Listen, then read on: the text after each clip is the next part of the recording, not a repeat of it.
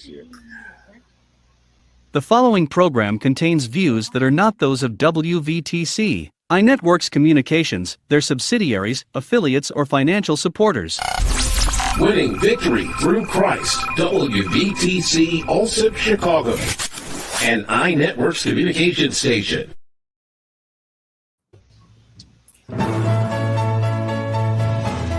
Welcome to Exposing the Narratives, where we examine, reveal, and discuss various topics, events, and of course, the narratives in the spirit of kingdom building through Jesus Christ. Hosted by three awesome men of God, Reverend Morris, aka Frankie D, Pastor Clarence W. Holloway III, pastor of Living Water MB Church, and Pastor Eric Taylor, aka Tae, pastor of Manifest Ministries. And now, join us in Exposing the Narrative.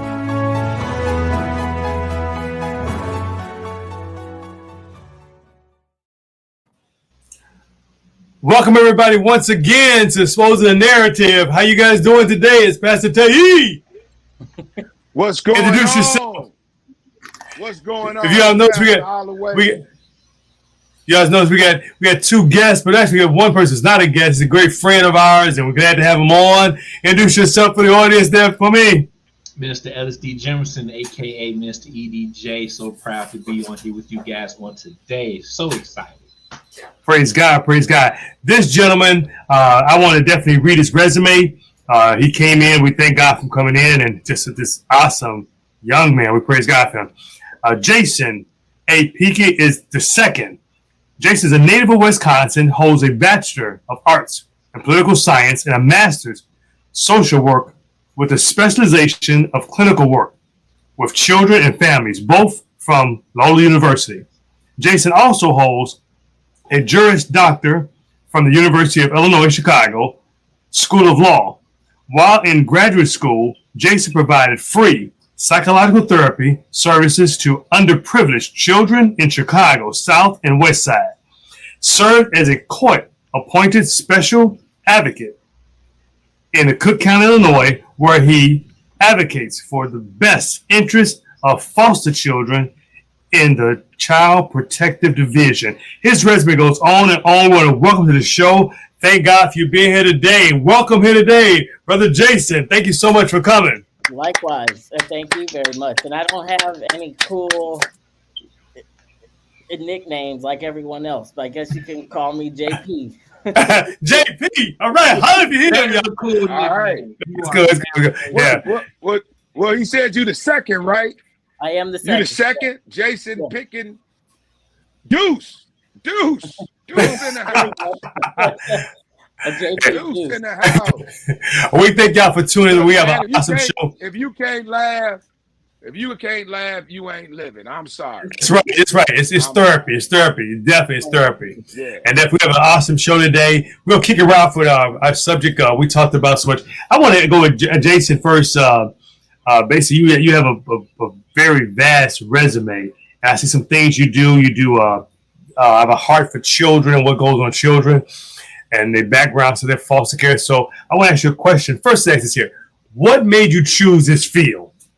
Sure. That dates all the way back to when I was 1. So my biological parents divorced when I was just under 1. And their litigation over child-related issues lasts literally until I was 18. Wow. I had 2 attorneys as a child growing up. My dad was on a sober link for a number of years.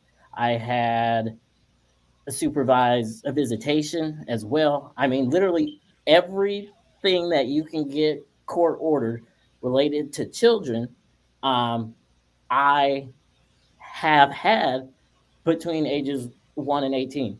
And I began working for a divorce lawyer when I was 15 years old. And really going through my childhood, it was pretty clear that I wanted nothing at all to do with this area. But it's really an area of law that I've gravitated towards. Mhm. Mostly because I literally don't know what it's like to not talk about a divorce every single day. I mean, honestly, right? A childhood, undergrad, a law school, now this. That asks, do you have any siblings? Yes, Okay, All- okay, all right. all sisters. Yep, Okay. That's a question that affect them as well. Older, you again, James, are they older than you or younger than you, or you a middle child? Where do you fit the alignment? both. I am right in the middle. Okay. You're the middle child. Okay. Yeah. Middle Okay. child. It's just an experience. Now, so you have a very vast resume. You deal with children. Go ahead. No. Go ahead. What I was saying, he said from the age of 1 to the age of 18, you were represented by these lawyers because your parents were going through a divorce. Right. So we assume that it lasted all those years. What was the contention? Was it the children?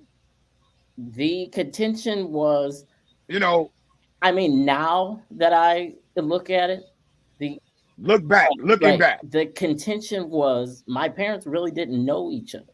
They knew each other for maybe a year and a half, 2 years prior to a marriage, and then they began having kids.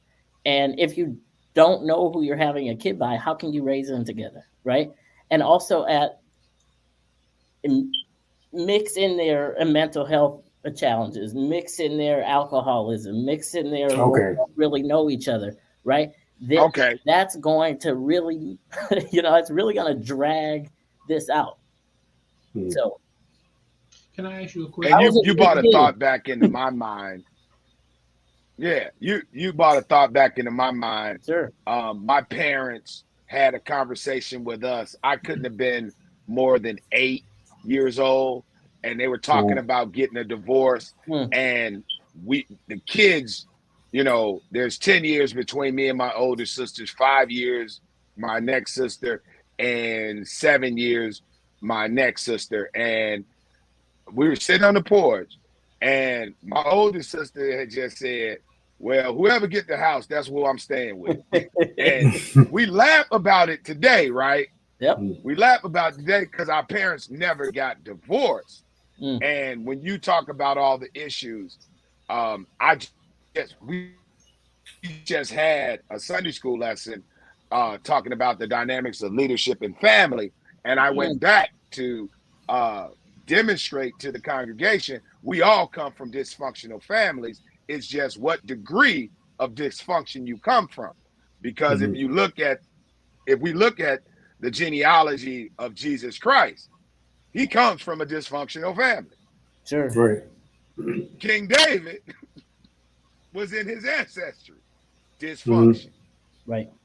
Well, if I can, that wasn't the only divorce as a child. So after that, my parents both remarried. My dad was married for about 15, 16 years, and then obviously he got a divorce. And then my mom was married for about 20 years, and then she got a divorce. So by the time I had graduated undergrad, I had lived through 3 of them as a child. Yeah. Okay. Wow. Yeah. Now, James, you said a question. We'll go ahead and ask your question. Yeah, I wanted to ask you, Brother JP, during that 18-year span, from from what you can recall, where was your voice during that process? I mean, was there a moment during that 18 years that you had something that you want to say? And if it was something that needed to be said, was it being heard? Like, what was the voice like for you during that time? That's a good question. Oh, my goodness. Okay, I'm sorry. Very good question. And if I can give a biblical example, Please. I was Jesus literally turning over tables trying to get people to listen to me. Right? Wow. You asked, you didn't listen, and now look, right? I gotta go in here and mess up some stuff, right? Because nobody's listening to me. So that's how I felt constantly for 18 years, right? Why are attorneys asking me questions? Why are judges asking me questions? Why are my parents asking me questions? And then, of course, when you're African American and you're getting a divorce, right? It's not that you're only divorcing the other person, right? You're literally divorcing an entire community.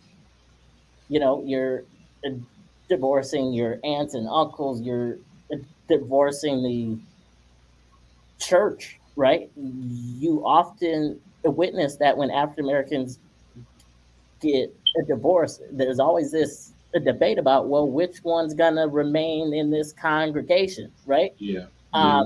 So that's how I felt is that everybody's asking me questions and yet nobody's listening.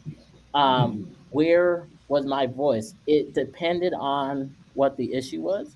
I felt as if my mom was more proactive to ask us questions. But then oftentimes what parents do, which is just not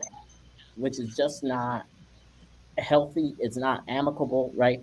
Is that they'll listen to the children, but then they'll twist it and tailor it so that it kind of supports them more, right? Okay. So then as a child, your voice ends up getting lost. So yes, for 18 years, voice was there, and I've always been relatively vocal and honest with everybody in my life, hence becoming an attorney. But my voice was often lost. So let me also add one thing to follow up on that. Yeah. By you having these attorneys, was there one advocate that listened to you? Because you said before, at the age of 15, you worked in a law office. Was that the person that listened? The person that listened most, I got to be honest, was my great grandmother. She passed away in not mid 2000s, but maybe 2008, 2010, somewhere around then. And also a prayer, to be honest, right? I believe it or not, I believe everyone here is a pastor, or maybe two out of the three. He had passed in training. He just okay, he had passed in training. All three of us actually. Well, great. Believe it or not, my initial career of choice, probably from kindergarten maybe through 6th grade, was to be a pastor. So I prayed a lot, right? Because that, was always a person that was there and actually willing, with an open ear to actually listen to what I had to say. Yeah. What was that? So I did that. I changed my lighting. What was the response of your peers during that time? So a unique situation. From pre-K 3 through 12th grade, I went to private Lutheran education. So for the vast majority of my peers, the teachers, educators, they really didn't know what I was going through as a child, right? Because it wasn't okay for your parents to get a divorce.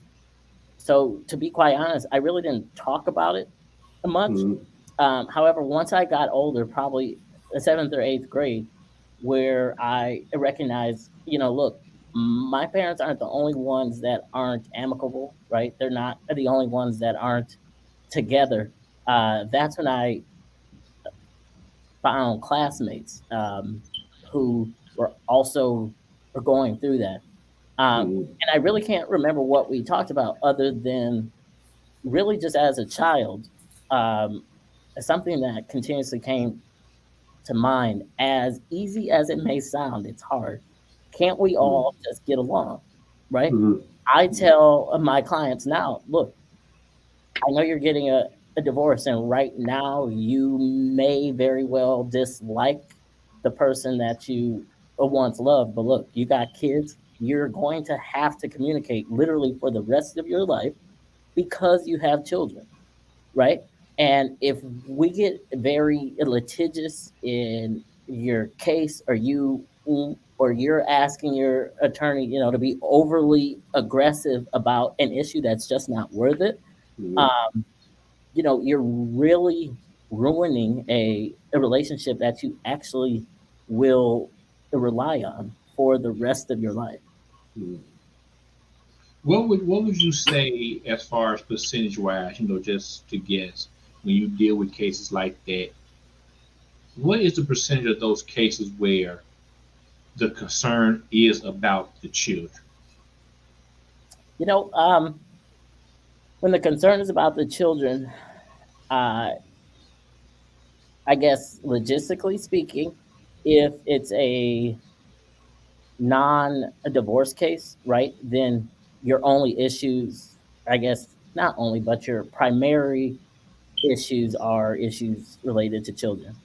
There are cases where the parties have lots of income, where their main issue throughout the entire case is, look, the kids are going to be okay. We're just going to tell the kids X, Y, and Z. But my main issue is how much money am I going to get, right? Which is also not okay. There should be a little bit more focus on children.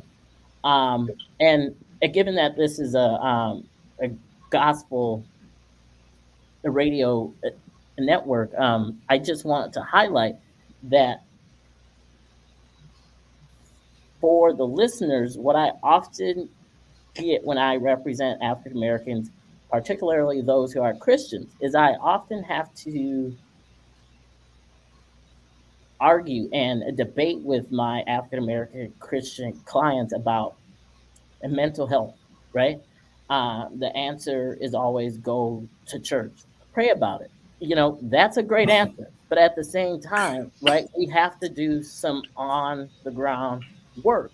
And particularly when you put this into the context of litigation, right? We don't really consider religion much. So if you're asking me as your attorney to argue with a judge about not enrolling your child in any kind of mental health therapy or programming, it could also be Christian related therapy, right? It just doesn't look the greatest when you're litigating a case. But going back to your initial question, those I think would be the main issues, right? Children, financials, mental health. Yeah. I'm actually glad you mentioned that, because I don't think people really understand how important it is to have that that critical support group during those moments, right? I'm actually in the process of trying to get into that field myself, and one of the things that's always a concern to me is, especially when you talk about the religious aspect. I'm actually doing a course next year in my institute next year that deals with the church's response and responsibility towards mental health. And don't get me wrong, listen, the church is very vital when it comes to the well-being of the family. However, there are just certain areas that as clergy, we're not equipped to handle. And we should be humble enough to say there's other avenues, including us, right, that can help and get through this moment. I agree 100%. One thing, I totally agree with you, Reverend Jemison. I totally agree with you. But there's one thing that as leaders in the church, we have to be open to the form of communication, even outside our scriptorial duty. There's a story in the Bible about the lunatic, right? Yeah. But the lunatic had to have a father and a mother. right? But when Jesus healed him and he became normal, he went back. Well, we're not Jesus. So when I take classes to give people biblical instruction, and there's a certain point in that instruction where you need to go and get evaluated, because your problem can be simply seeing the right doctor to give you the right prescription to level out your normalcy. Anybody that acts crazy now, everybody wants to say that they're bipolar. It's not always bipolar. It could be as simple as being scarred in adolescence and never getting the therapy. And I'm just talking about no medication, just to talk to those issues, because I come across so many people in their 30s, 40s, 50s, and 60s that are still in an adolescent hurt place. And I can only go so far with them. Right. Because I don't have the clinical side. I just know how can I put this so I won't get any legal trouble? I know how to evaluate the situation through conversation.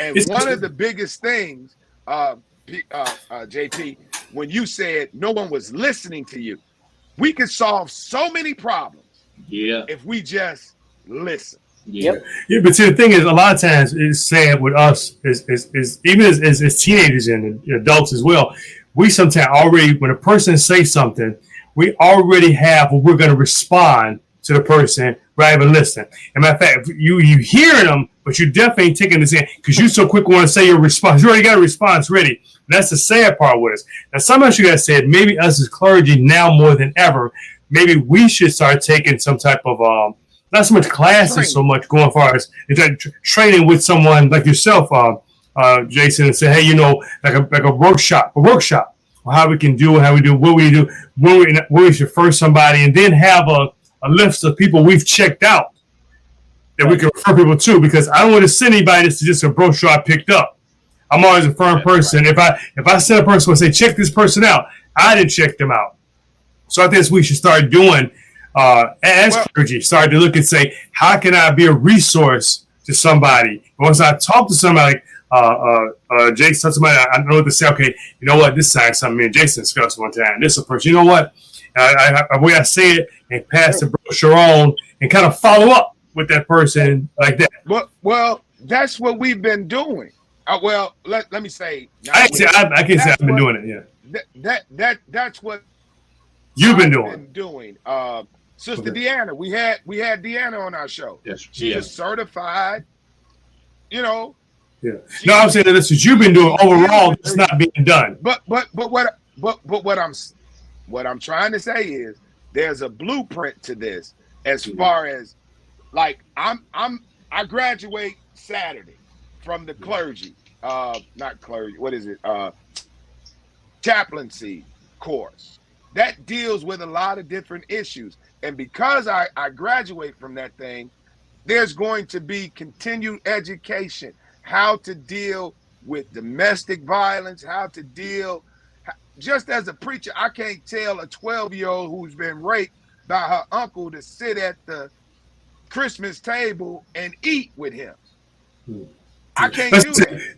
That's you. That's what I'm saying. That's what I said. But the statement I made was we all need to start to get something here. But when you said resources, but here I'm saying, let me say, okay. Just because there's resources out there, I've had bad experience with this years ago. I'll just refer somebody something because I got a brochure that read good. I have to go check the place out. Years ago, I told somebody go check the brochure. I'm saying whoever me for resources. No, but listen. Me for resources. Well, listen. I understand what I'm saying. It's not four of us on the screen. It's other people listen to what I'm saying. So follow what I'm saying now. Everybody don't know you. I know you probably think you know much as President Kennedy and all these guys, but you're not. You're just right here. What I'm saying, people is hearing us. I'm saying, what should they do? I'm saying they might want to contact somebody, but also start checking out people and seeing what's there. You know what I'm saying? it's just we're not having a private conversation. Unless people are listening to us. I always take things, for example, when I hear conversations on where do I take from there. I may not have the people you know. What do I do as an individual? So I don't individually say to start getting more involved with it, and then go check out places you send people to. Right. Kind of like a vetting process. That's what you're saying. Yes. Right? Yeah. I agree with that totally. And one of the things with me, Yeah. you know, I'm always, you know, God always bring me around people that do the things that I have an interest in as it relates to people that need this type of help. And I'm always the type of person where I want to sit down and have these conversations, because before I start referring people, I need to find out, okay, what's their background, what's their resume, what's their track record when it comes to helping people in situations such as these. So that's why I'm very big on not only just being that person in the clergy that can give my spiritual guidance on a thing, but I also want to partner with people that have that same zeal as I do, to the extent that it's a group effort in helping people where they are to get to that. I don't want to say so much that next level, but there's just another side that we need to get to. But before we get there, let's focus on how do we get here. Right. Well, I can definitely connect everyone here to various places out there that I would recommend. There's a Black Fathers Parenthood organization that I have worked with. I've represented the people there, as well as I'm vice president on the board of directors for a local nonprofit law office that but primarily practices within this area. And at that nonprofit, what makes it different is while it is a typical law office, they charge based off income. So that helps a lot of people in our community, as well as that office isn't litigation heavy. You know, and while I don't work there anymore, I am a big promoter of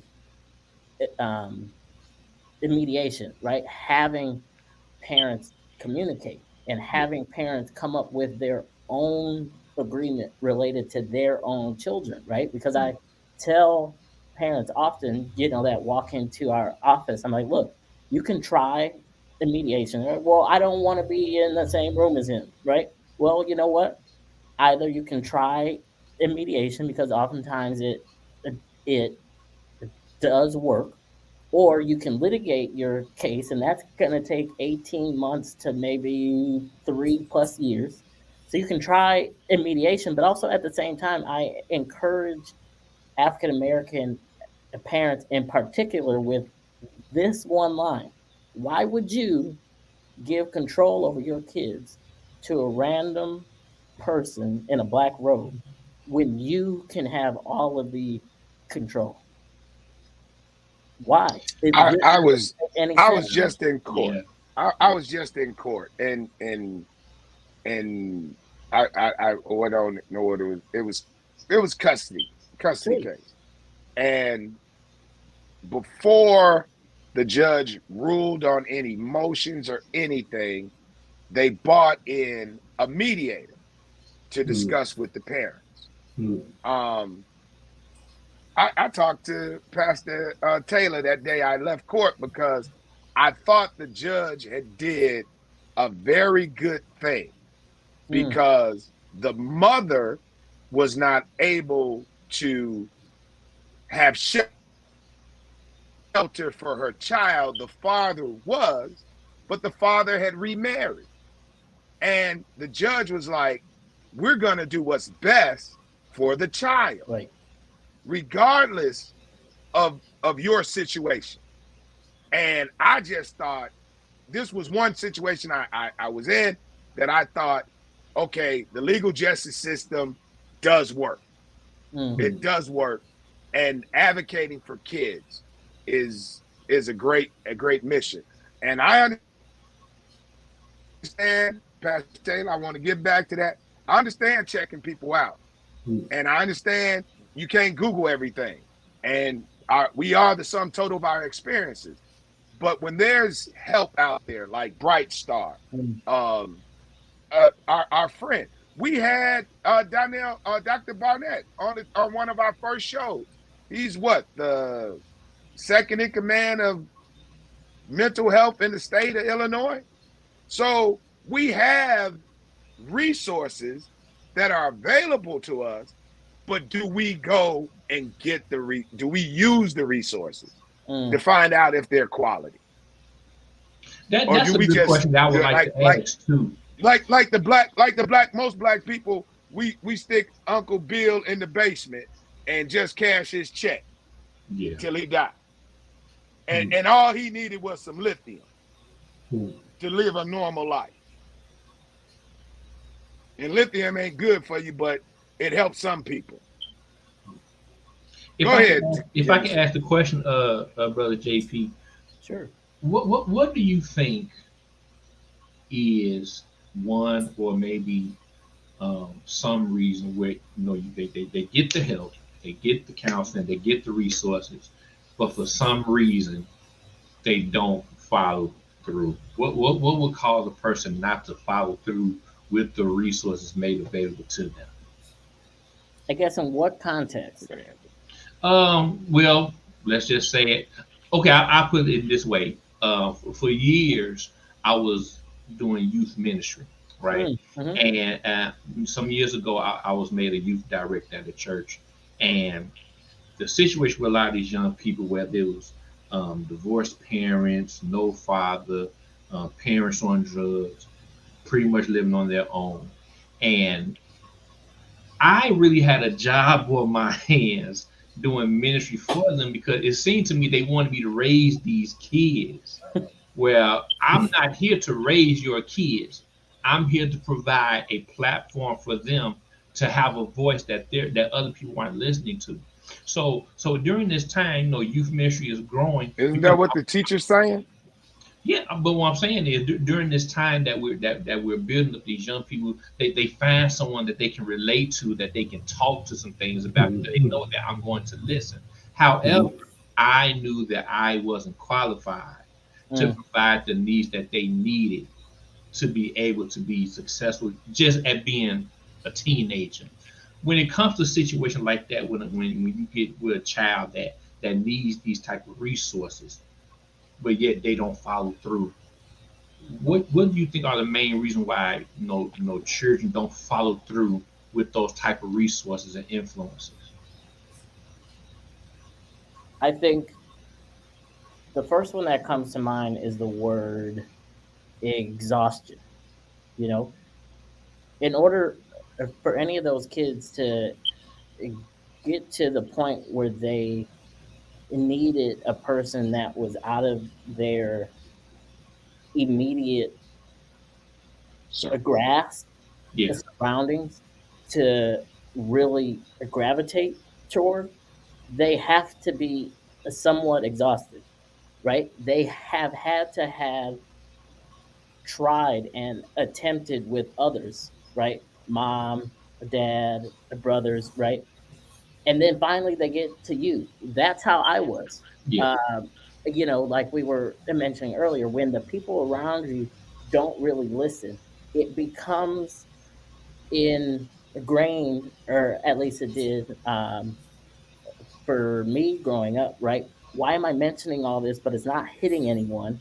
Like it was mentioned earlier. You're listening, but you're not retaining any of it, right? You're really not hearing me. And then that becomes ingrained to, does anyone really care? Right? Because you tell me that you love me, but yet you're not acting upon what I'm telling you that I need, right? So I think, if you're presented with these options and with these opportunities, it's just one extra thing that you got to go out and do. And oftentimes what I asked myself growing up was, I created none of these issues. I am the child, but why am I having to put in more effort than anyone else? Right? And I'd say number two is, when you're a child, and I think we can all agree with this, you're really looking at, what's happening with my childlike community, right? What are the others doing that are in my elementary program? Is anyone else going to counseling, or is anyone else having an extra after church meeting with their pastor? Probably not. And having other people your age know, or at least have some kind of inclination behind that, that's something that kids generally want, right? That's not um, something that I wanted. Had my parents actually been listening, and I don't know if any of them are listening to this right now, but I'm pretty comfortable in mentioning this, because I've had very honest and candid talks with them, is that had they been listening, I should have been in therapy a long time ago. Why, like I think it was mentioned earlier, why aren't we addressing these issues as they come up, right? My first time going to therapy personally was when I was in a graduate education. At that point, I did undergrad in 3 years, so I would have been 21-ish. Why am I just now addressing problems that were created when I was 1, 2, 3, and 4 at age 21, 22?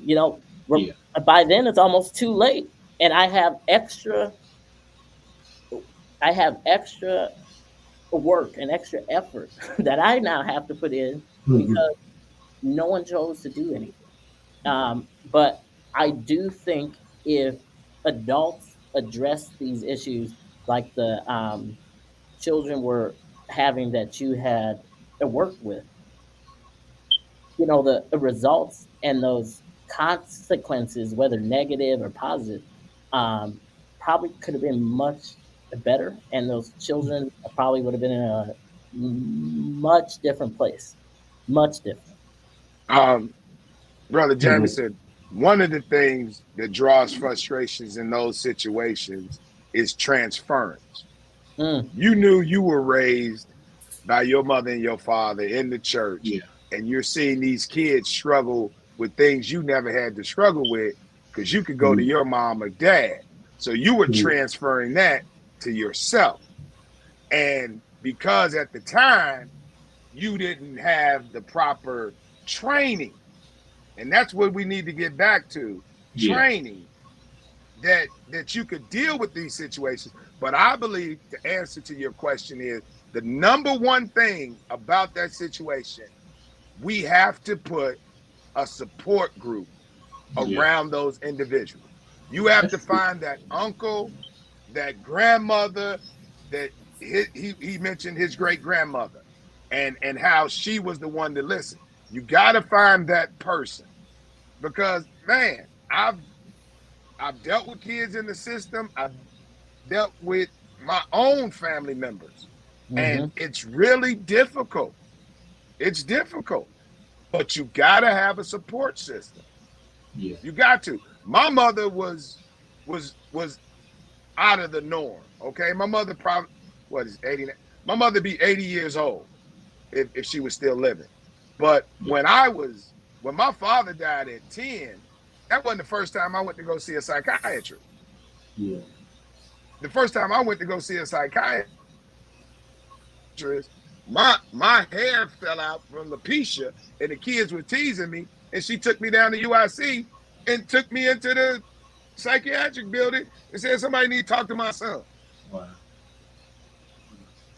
Yeah, but we don't have those parents. You're right. Anymore. I think that, like I said, we're moving forward. Who's listening today, is that we need to start to talk about this in church. Talk about this, but find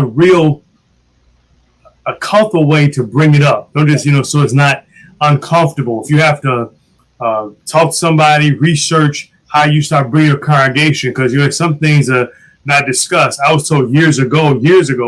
Mother told me church is one of the places that my mother gone for years, is that it was a place people talked about different things. They brought things up at the church. That's what people, a lot of times, she described me, she was a kid that's something black people really come together without being ridiculed and kind of bring up certain things. We got to get back to that or we can be able to bring up certain things, discuss certain things like mental health, and but not from a standpoint make anybody feel abnormal. Let's have a typical discussion about it.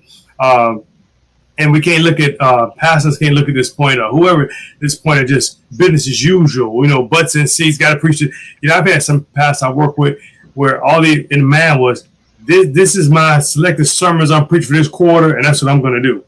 And I got my itinerary, and I'm going to stick to this. It can't be about that because Jesus didn't have an itinerary like that. Only he knew about it. His stuff was changed as he went. We know God had a master plan, but if you look at reading it, he was fitting in. He was changing it where he went. That's what we had to start doing too. We had to start fitting in and bringing this stuff up. And they say find the most comfortable way to bring it. If me one day talking about it one day, bringing somebody like a Jason and work with Dr. Jameson, and then bring them in one day, but make it comfortable and not make people tight about it. Yeah. So everybody's included. So you're not trying to sing out just the McCaskey family over here. You're talking to everybody as a whole. Like even now, every Saturday, I'm part of a Christian education group that's pretty much countrywide, where we come together and we talk about things in a non-judgmental manner, because we're in a time where people got problems, people have issues, and people need to be in a place where they can voice these things and don't be looked at in a weird way just because I had this issue. So it amazes me that we're supposed to be a people of holiness, but yet we're not addressing the issues of the day. So we sit there and come up with these Sunday school sermons, but at the end of the day, we're dealing with relevant issues of today that need to be addressed so that people can start getting on with their lives. And one of the biggest problems with us as a church is that we're trying to solve the problem that day, and we're not learning how to go through the process, and let's take some time to identify some things, because there's a trigger somewhere. And we need to figure out what is this trigger and where did this trigger start, and then we build from that. Do you think, if I can ask you all as pastors, do you think part of commencing that within the churches is, and I know it would depend on the pastor, right? But do you think it begins with a pastor being more open about, maybe this is what I went through, and this is how I addressed it, or this is how I wish now, looking back at it, that I had addressed it, right? And I just bring up this example because, believe it or not, I don't know what it is, but I am often, not often, but I'm often representing a pastor or the person that they're married to in a divorce case. And that brings its own unique set of challenges. And in one case, and in one case in particular, their main worry was, well, how is my congregation going to look at me now that I am the one that's actually having issues, and I am the one that is divorcing, right? So I just wonder, could this church culture begin to change if the pastors had a little bit of more of an onus on them? One of the things that I would like to say on that issue is, I was going to raise my hand, but go ahead. Oh, I'm sorry. No, I'm sorry, man. Go ahead. Let finish. James, finish. Go ahead. Yeah, one of the things that always needs to be the paramount in the church when it comes to certain issues such as that is that we have to be a people of grace, right? Because at some point you have to ask the question, what if that was me, right? And how would I want people to deal with me if I face that issue? So we have to be a people that really teach and live out grace, so that we can be more open on dealing with an issue that can cause people to be judged, right? Because we're always thinking about what someone is thinking about us, and they'll throw any type of scripture at you to say that you're in the wrong, but you're not helping me to get this right. So as a person that sits in the person of leadership, I not only do I lead, but I also have to be an example now.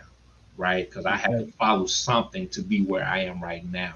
So if people don't see me at the point where we live out the scripture where Paul says, follow me as I follow Christ, well, now you're simply telling me that there's an example that I have to follow, and I want those people to follow after my example as I'm following Christ. So in a position such as that, yes, and Pastor Holloway mentioned it when he said something, how I was growing up with a mother and father in the home, and I see these children struggling. Well, now my heart goes out to them. I don't judge them, right? I'm just thinking about the fact that, man, I don't want no child to feel that way. So what do I do in a situation like that to help them realize that, hey, you don't have to go at it alone? I may not understand where you come from, but I empathize with you. Right. Go ahead. That's all. Key word: empathy. Empathy. Go, you see your hand was up. Go ahead. Always empathy. Can I put myself in their shoes? The one thing I wanted to say about that, the church, and when you talk about the pastor and leadership, we're placed on this pedestal that is behind bricks, not glass. People don't see when my wife and I come home. They only see the public persona of First Lady and Pastor Holloway. But I try to be so transparent that I've discussed divorce. And I said this congregation would survive divorce. The church wouldn't split over us splitting. We've actually had that discussion. But my thing is, I'm 5-0. I've married 5 people, and they're all still married. And I believe it's based on my training and my premarital counseling. This is the key that I tell each of the people that I married. First of all, you got to be faith-based for me to marry. You got to be in somebody's church if you're not in my church. And the second is, you got to understand, the only job and responsibility you have to your spouse is to make sure they get to heaven. What's their responsibility? The same for you. So there's no problem, there's no issue that we cannot solve with not only prayer, but therapy. Because where did I get that little bit of information? In marriage counseling. Yes, Pastor Holloway went to marriage counseling. Had to. Or I would have gone crazy. Because me and my wife were raised differently. I'm from the street. You know what she said at my my banquet? She said she married a thug. But that's a hero under God. That's what a thug is. Hero under God. That's it. That's my comment. Now I I think the church definitely have to do more with it. I always look at it this way. Sometimes I'm more radical one when it comes to a lot of my pastor friends, is that we have to do more, because I look at this here. When I really study, you look at Apostle Paul. Apostle Paul addressed issues. He addressed what was going on. He wrote the Corinthians. He was talking about this was going, that was going on. From Corinthians 1-2, he always addressed issues. Now, I think sometimes we have to address these things. What's going on? You still can preach that word that day. Just shorten it up. Don't do your typical 45-minute sermon. Do your maybe 10-minute version of it and get to that point and talk about it, because that's part of it too. And prepare. I think we have to do that more and more and more. But here's the thing is, like I said, the sad part is some pastors, no matter how things get, they're never going to change. I've seen that. It don't matter what happened. I can just go back to what happened from 2020 to now. I see some pastors with stuff going with George Floyd and this going, they're going. They came and read that scripture and went about that like nothing was going on out there in the street. They said zero, nothing. Even when everybody got a big jump about Trump getting in, people were talking about that. Some pastors came and read that word like nothing was going on. I was kind of turned off by some of the pastors I've seen it with. I felt like address it in some kind of way, because your people are dealing with this thing. Now, here's what's interesting about it. We'll go back in history. I hate to do this. They had a way of persuading other things they wanted to. They had a way of persuading racists when they wanted to, and looking inside that. So do the same thing now. Issues going on. That's when the AME church came out. Why? Because they wasn't allowing the other church, and they was fine with that. So I think us as people of color, we definitely have to address these things. Like if you don't know how to address them, approach some of your fellow ministers. Not gonna clown you and say, how would you go about doing this? Or if you got a group of people that don't know how, change your group of people to elevate you a little bit. So you're going to talk to people like a person like Pastor Holloway and Pastor Jameson and people like you, Jason, say, hey, how you guys go about that? Because we should sharpen each other. If some of your group keep clowning, you can say that person come out your group because we got to start to do better. And I feel this way, right? If you don't do better, if we all are godly men or God, you're going to be held accountable for it. You know, that's what I feel. Yeah. And then on top of that too, Pastor Tay, our pastoral care needs to really be you went in and out. Are you hearing me now? I lost you for a second. Go ahead. No, but I was saying I lost it for a second. Our pastoral care needs to really be tweaked also because we always think that everything has to be on the pastor, but we need to train leaders in our congregations that can assist us in helping the families of our congregation when it comes to certain issues.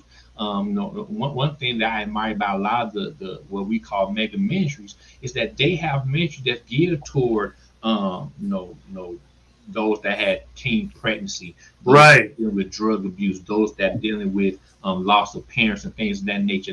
They know how to deal with those issues, and they create these small groups where they can be more intimate and deal with the issue head on, giving biblical principles that's going to help them learn how to maneuver and navigate during those troubling waters. So, if pastor's the only one that got all the answers, well, what about the rest of us? We just up there waiting for our turn to preach, or are we actually going to assist the families of that congregation? We need to get people educated on this. Right. You're absolutely right. Yeah.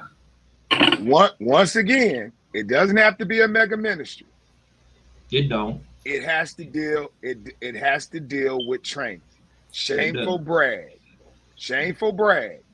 My home church, St. Michael's.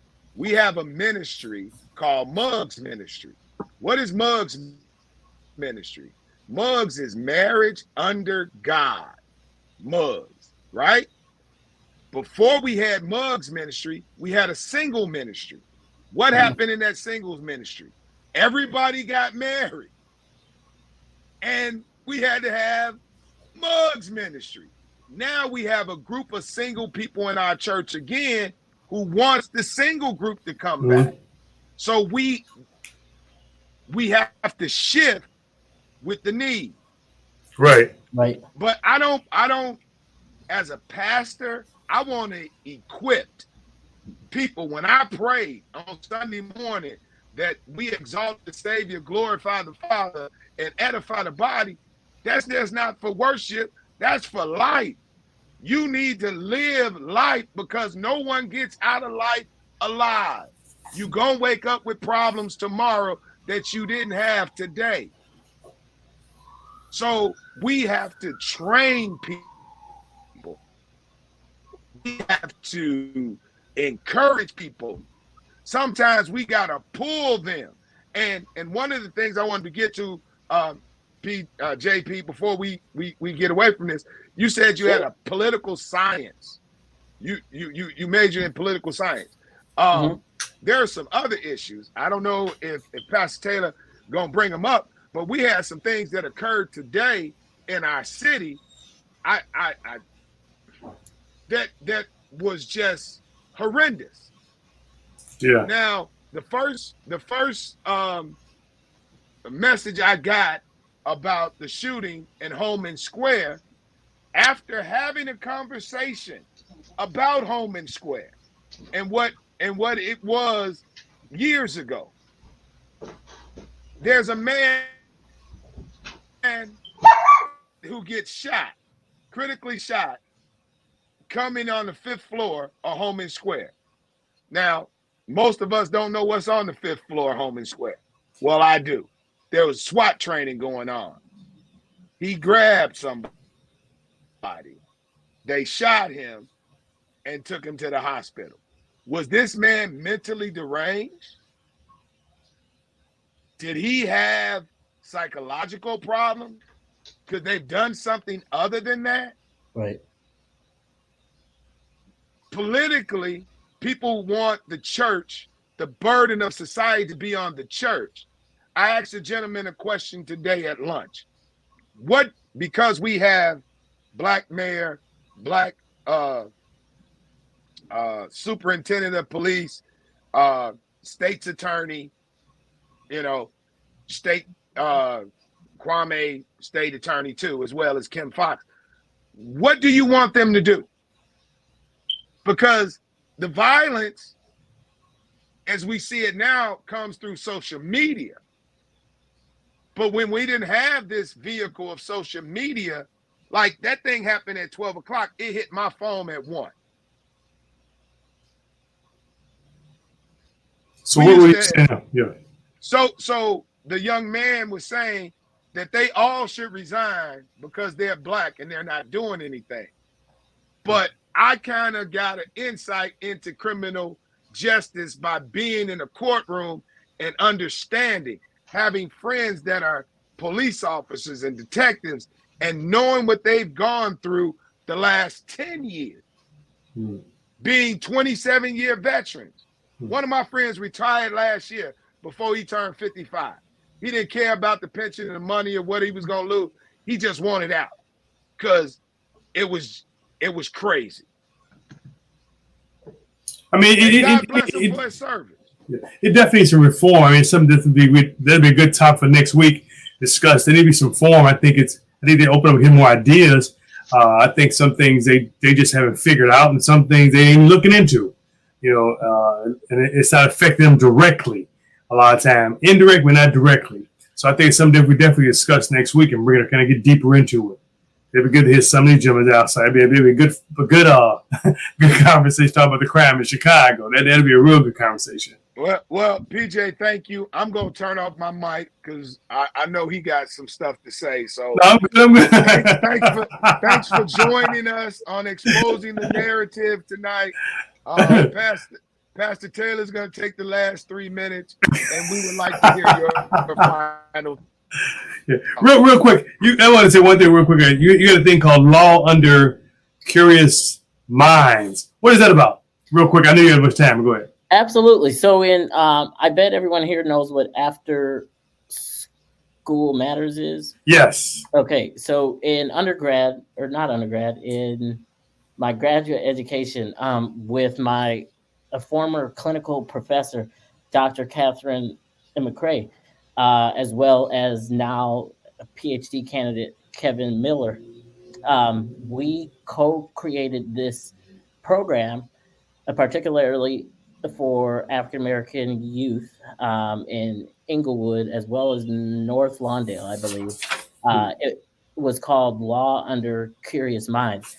And what we did was Monday through Thursday for, I think it was 3 to 4 months at a time, we would educate youth on what their rights were. But it wasn't as if we were just up there lecturing. It was more of a collaborative effort where eventually at the end, what the youth were able to do was they hosted a community-wide event where they would then educate others on what their human, civil, and legal rights are, right? They would much rather hear from other youth that look like them than adults, right? So that's what we end up doing. I can't remember the exact number, but we ended up getting a couple $100,000 for a couple years. The program is active now, as well as it was ranked one of the best programs in ASM. So we're about to go off the air in probably about 45 seconds. We want to thank you all for both being here, and definitely look forward to doing this again. Next week, we're going to join some of the crime in Chicago. We'd love to have both of you get time to join us and have a few more guests, and we're going to break that down because we got some material loaded for that. But once again, thank you both for being. If you both could just hang out just a little bit after we shut down, just one quick question for both of you. Anyway, thanks for joining. Thank you, audience, for listening. You can turn your mic on and say bye, or if you want to. So it's been a blast. I'm out of mic jail. Hey, have a great night, everybody. Yeah. So just hang for one quick minute. I'll wait for our engineer to sign us off. Our studio engineer, she signs us off yet? Goodbye, everybody. Did she sign us off? Good night, y'all. Did she sign us off? We still been. Views made on the preceding program are not those of WVTC Radio, iNetworks Communications, or their financial supporters. Winning